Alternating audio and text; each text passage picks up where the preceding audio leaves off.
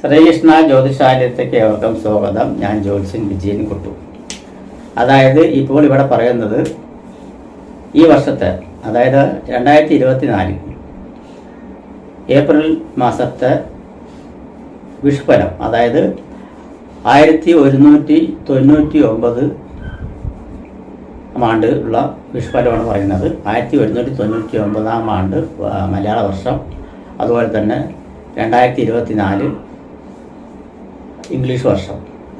ഇതിലത്തെ വിഷുഫലമാണ് ഇപ്പോൾ പറയാൻ പോകുന്നത്. വിഷുഫലത്തിൽ കുംഭശനി, അതായത് കുംഭൻ രാശിയിൽ സഞ്ചരിച്ചുകൊണ്ടിരിക്കുന്ന ശനി, മേടവ്യാഴം, മേടൻ രാശിയിൽ സഞ്ചരിച്ചുകൊണ്ടിരിക്കുന്ന വ്യാഴം, കൊല്ലവർഷം 1199 മീനമാസം 31, അതായത് മീനമാസം 31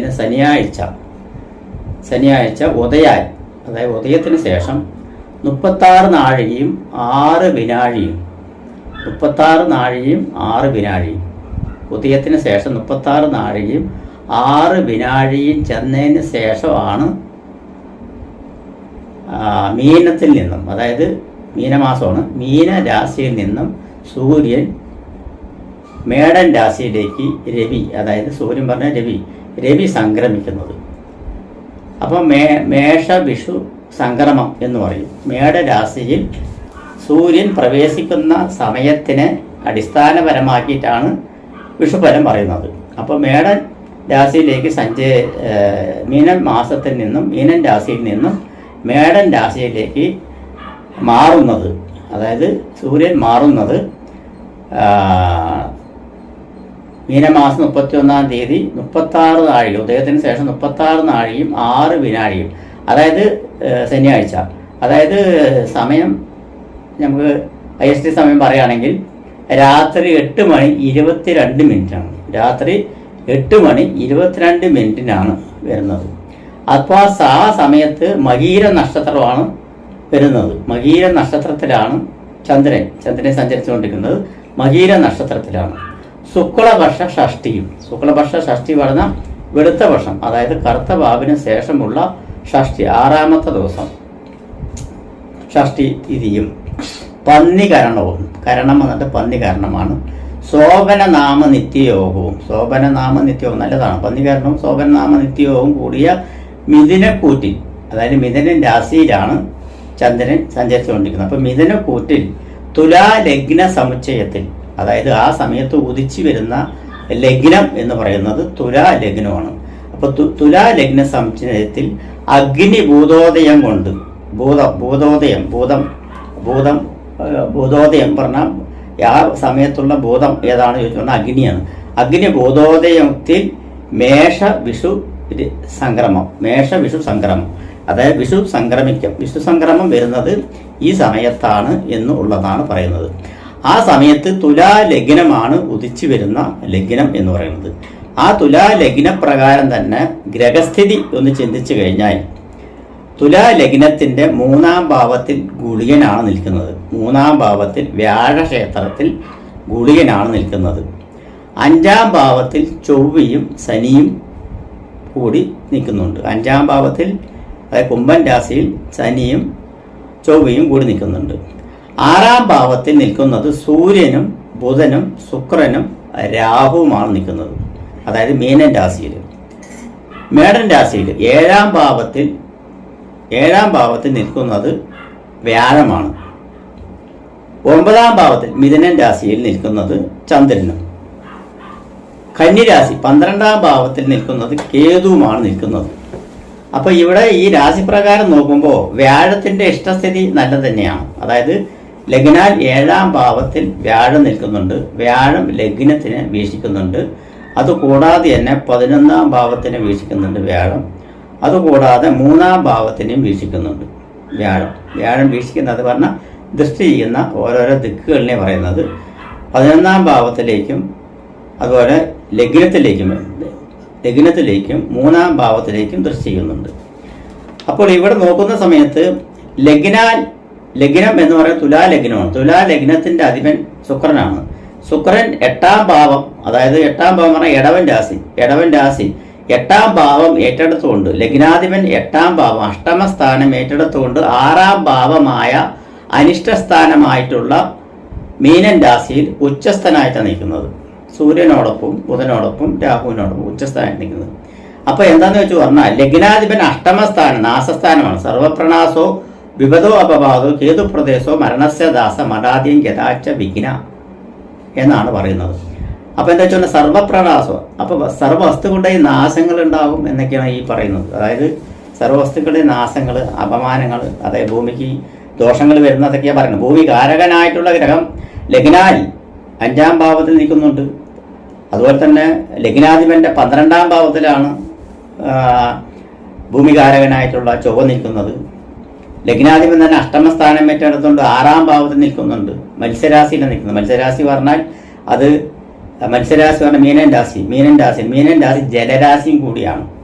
അപ്പം ജലരാശിയും കൂടി ആയിരിക്കുന്ന കാരണം കൊണ്ട് അവിടെ കൂടെ നിൽക്കുന്നത് സൂര്യനും ബുധനും, അതായത് ബാധകാധിപനും അതായത് 11ാം ഭാവാധിപനും ബാധകാധിപനുമായിട്ടുള്ള സൂര്യൻ 6ാം ഭാവത്തിൽ നിൽക്കുന്നുണ്ട്. അതുപോലെ തന്നെ 9ാം ഭാവാധിപനും 12ാം ഭാവാധിപനുമായിട്ടുള്ള ബുധൻ നീചം പിടിച്ച് നിൽക്കുന്നുണ്ട്. നീചഭംഗ രാജയോഗം ഉണ്ട് താനും. അതുപോലെ തന്നെ രാഹു നിൽക്കുന്നുണ്ട് ശുക്രന്റെ കൂടെ. അപ്പം ലഗ്നാധിപൻ അഷ്ടമസ്ഥാനം ഏറ്റെടുത്തുകൊണ്ട് 6ാം ഭാവത്ത് നിന്ന് കഴിഞ്ഞു പറഞ്ഞാൽ രോഗാധിക്യങ്ങൾ ഉണ്ടാകും. ഭൂമിയിൽ ജീവിക്കുന്നവർക്ക് രോഗാധിക്യങ്ങൾ ഉണ്ടാകും. വൈറസ് സംബന്ധമായിട്ടുള്ള രോഗങ്ങളുണ്ടാകും. ഗുളികൻ 3ലാണ് നിൽക്കുന്നത്. അപ്പോൾ വൈറസ് സംബന്ധമായിട്ടുള്ള രോഗങ്ങളുണ്ടാവും.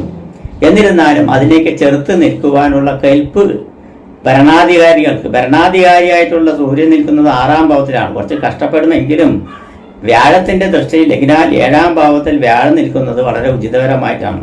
അപ്പോൾ ലഗ്നാൽ 7ാം ഭാവത്തിൽ വ്യാഴം നിൽക്കുന്നത് കാരണം കൊണ്ട് രോഗങ്ങൾ വരികയാണെങ്കിലും അതിനുള്ള പ്രതിവിധികൾ ഉണ്ടാവും എന്നാണ് പറയുന്നത്. പ്രതിവിധികൾ ഉണ്ടാവും. 4ാം ഭാവാധിപൻ അതായത് ജനസംബന്ധമായിട്ടുള്ള സമ്പർക്കവും ഭൂമി സംബന്ധമായിട്ടുള്ള നമ്മുടെ പ്ലേസ് സംബന്ധമായിട്ടുള്ള ഗ്രഹവും ഭൂമി കാരകനുമായിട്ടുള്ള ഗ്രഹം 4ാം ഭാവാധിപന്റെ ക്ഷേത്രത്തിലാണ് നിൽക്കുന്നത്. 4ാം ഭാവാധിപൻ 5ാം ഭാവത്തിൽ നിൽക്കുന്നത്. 5ാം ഭാവാധിപന്റെ ഭൂമികാരകനായിട്ടുള്ള ചൊവ്വയാണ്. ചൊവ്വ 2ാം ഭാവാധിപനും 7ാം ഭാവാധിപനും കൂടിയാണ് നിൽക്കുന്നത്. ഭൂമികാരകനായിട്ടുള്ളത് നിൽക്കുന്നത്. അപ്പോൾ ജനസമ്പർക്കനായിട്ടുള്ള ശനി 5ാം ഭാവത്തിൽ ഭൂമികാരകനായിട്ടുള്ള യോഗം നിൽക്കുന്നുണ്ട്.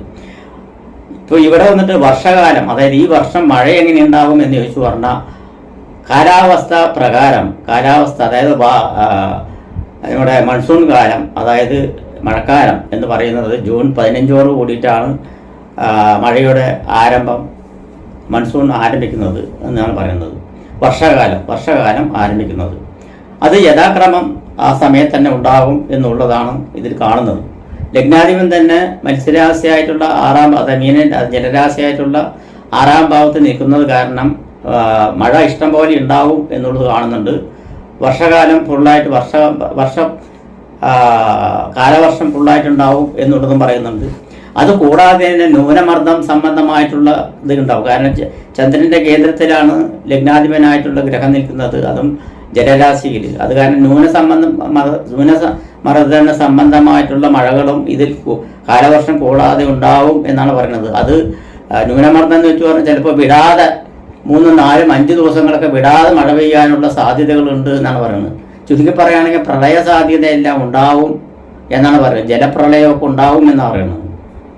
മേടൻ രാശിയിൽ വ്യാഴം നിൽക്കുന്നത് കാരണം കൊണ്ടും ജലരാശിയിൽ ലഗ്നാധിപൻ അഷ്ടമസ്ഥാനം ഏറ്റെടുത്ത് നിൽക്കുന്ന കാരണം കൊണ്ടും പ്രളയത്താൽ വന്നിട്ട് ബുദ്ധിമുട്ടുകൾ ഉണ്ടാകും. പക്ഷെ അതിനുള്ള പരിഹാരങ്ങളൊക്കെ പെട്ടെന്ന് തന്നെ ചെയ്യാനുള്ള മുൻകൂട്ടലുകൾ എല്ലാം ഉണ്ടാവും. കാരണം വ്യാഴത്തിൻ്റെ ദൃഷ്ടി ലഗ്നത്തിലേക്ക് വരുന്നുണ്ട്. അത് കാരണം കൊണ്ട് അങ്ങനെയെല്ലാം ഉണ്ടാവും എന്നുള്ളത് പറയുന്നത്. അപ്പം അങ്ങനെയൊക്കെ ആണെങ്കിലും രോഗാധിക്യ സംബന്ധമായിട്ടുള്ള ഇത് വന്നിട്ടുണ്ട്. ഗവൺമെൻറ് സംബന്ധമായിട്ടുള്ള ലെവലിൽ നോക്കുന്ന സമയത്ത് ഗവൺമെൻറ് കാരകനായിട്ടുള്ള ഗ്രഹം 6ാം ഭാവത്തിലാണ്. അപ്പോൾ ഗവൺമെൻറ്റിന് ഭയങ്കര ബുദ്ധിമുട്ടുകളും കാര്യങ്ങളൊക്കെ ഉണ്ടാകും. ചേർത്ത് നിൽക്കാൻ ബുദ്ധിമുട്ടുകൾ ഉണ്ടാവും. അതുപോലെ തന്നെ ധനസംബന്ധമായിട്ടുള്ള പ്രശ്നങ്ങളുണ്ടാവും. ഫൈനാൻസ് സംബന്ധമായിട്ടുള്ള പ്രശ്നങ്ങളുണ്ടാവും. ഭരണാധികാരികൾക്ക് ഭയങ്കര ബുദ്ധിമുട്ടുകളുണ്ടാവും എന്നൊക്കെയാണ് ഈ വിഷുഫലത്തിൽ പറയുന്നത്. എന്നിരുന്നാലും അതിനെല്ലാം തരണം ചെയ്ത് കൊണ്ടുപോകാനുള്ള കഴിവ് ഉണ്ടാവും എന്നുള്ളതും വ്യാഴൻ 7ാം ഭാവത്തിൽ വ്യാഴൻ ഇഷ്ടസ്ഥാനത്തിൽ വന്ന് നിൽക്കുന്നത് വളരെ ഭാഗ്യമായിട്ടാണ് കാണുന്നത്. അത് കാരണം കൊണ്ട് തന്നെ എന്ത് തന്നെ വന്നാലും അതിനുള്ള പ്രതിവിധികൾ ഉണ്ടാവും എന്നാണ് പറയുന്നത്. അപ്പോൾ ഇങ്ങനെയാണ് വിഷുപ്പനം വരുന്നത്. അപ്പോൾ വിഷുഫലത്തിൽ നമുക്ക് ഓരോ നക്ഷത്രക്കാർക്കുള്ള ഫലം എങ്ങനെയുണ്ട് എന്ന് നോക്കാം. ഉത്തര നക്ഷത്രക്കാർക്ക്, അതായത് ഉത്തര നക്ഷത്രക്കാർക്ക് വിഷു വസാൽ, അതായത് വിഷു രവി സംക്രമത്താൽ, മേഷ രവി സംക്രമത്താൽ, മേടൻ രാശിയിൽ സൂര്യൻ പ്രവേശിക്കുന്ന സംക്രമത്താൽ വിഷുഫലം എന്ന് പറയും. വിഷുഫലത്തിൽ വന്നിരിക്കുന്ന ഉത്തര നക്ഷത്രക്കാർക്ക് ഗുണാനുഭവങ്ങളാണ് കാണുന്നത്. അതായത് വിഷു വസാൽ വരുന്ന ഇതിൽ ഉത്തര നക്ഷത്രക്കാർ ഗുണാനുഭവങ്ങളാണ് കാണുന്നത്. ആ ഗുണാനുഭവങ്ങൾ എന്തൊക്കെയാണ് ചോദിച്ചു പറഞ്ഞാൽ, ധനലാഭം വരുവാനുള്ള സാധ്യത, വാഹന ലാഭം വരുവാനുള്ള സാധ്യത, വാഹന യോഗം വരുവാനുള്ള സാധ്യത, വാഹന സംബന്ധമായിട്ടുള്ള ബിസിനസ് ചെയ്യുന്നവർക്ക് ഗുണാനുഭവങ്ങൾ വന്നു ചേരുവാനുള്ള സാധ്യത, സ്വർണ്ണാഭരണ മേഖലയിൽ പ്രവർത്തിക്കുന്നവർക്ക് വിജയ സാധ്യത, കലാകായിക മേഖലയിൽ പ്രവർത്തിക്കുന്നവർക്ക് വിജയ സാധ്യത, അതുപോലെ ഭവന നിർമ്മാണത്തിന് നേതൃത്വം കൊടുക്കുക, പുതിയ ഭൂമി വാങ്ങിച്ച് അതിൽ ഭവനം വയ്ക്കുക എന്ന ആഗ്രഹത്തോടുകൂടി പ്രവർത്തിക്കുന്നവർക്കെല്ലാം അത് ആഗ്രഹ സാഫല്യം ഉണ്ടാകും എന്നാണ് പറഞ്ഞു വരുന്നത്. ആ ആഗ്രഹ സാഫല്യം നേടുന്ന സമയത്ത് മനസ്സിന് സംബന്ധമായിട്ട് സംതൃപ്തിയും സാഫല്യം അടയും എന്നുള്ളതും കാണുന്നുണ്ട്. ഭാര്യ ഭർത്താക്കന്മാർ തമ്മിൽ ഐക്യത ഉണ്ടാകാനുള്ള സാധ്യതയും, സന്താനങ്ങൾക്ക് നേർവഴിക്ക് കൊണ്ടുവരാനുള്ള സാധ്യതയും, സന്താന ലബ്ധിക്കായി ആഗ്രഹിക്കുന്നവർക്ക് അതും, വിവാഹാദി മംഗളകർമ്മങ്ങൾ ഇതുവരെ നടക്കാതിരിക്കുന്നവർക്ക് അത് നടക്കുവാനുള്ള സാധ്യതയും ഈ വിഷുഫലത്തിൽ തെളിഞ്ഞ് കാണുന്നുണ്ട് എന്നാണ് പറയുന്നത്.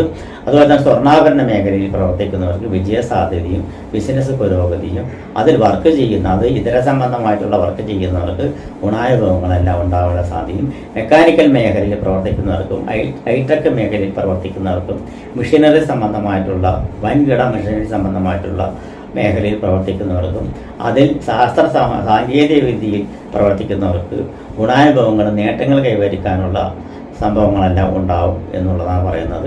അതുപോലെ ഇലക്ട്രിക് സംബന്ധമായിട്ടുള്ള മേഖലയിലും ഇലക്ട്രോണിക്സ് സംബന്ധമായിട്ടുള്ള മേഖലയിലും ഗുണാനുഭവങ്ങളും, IT മേഖലയിൽ പൊതുവെ ഗുണദോഷ മിശ്രഫലമാണ് കാണുന്നത് എന്നുള്ളതും പറയുന്നുണ്ട്. അതേസമയത്ത് മൊബൈൽ, ലാപ്ടോപ്പ്, കമ്പ്യൂട്ടർ അങ്ങനെയുള്ള ഗൃഹോപകരണ സംബന്ധമായിട്ടുള്ള സംബന്ധമായിട്ടുള്ള ബിസിനസ് ചെയ്യുന്നവർക്ക് പുരോഗമന പാതയിലാണ് ചിന്തിക്കുന്നത്. അതായത് ബിസിനസ് വർധനവ് ഉണ്ടാകാനുള്ള സാധ്യതയും, പുതിയ ഷോപ്പുകൾ ഓപ്പണിംഗ് ചെയ്യാനുള്ള സാധ്യതയും, അതിൽ വർക്ക് ചെയ്യുന്നവർക്ക് അവരെ അറിയിക്കുന്ന നേട്ടങ്ങൾ കൈവരിക്കാനുള്ള സാധ്യതയും ഉണ്ടാവും എന്നാണ് പറയുന്നത്.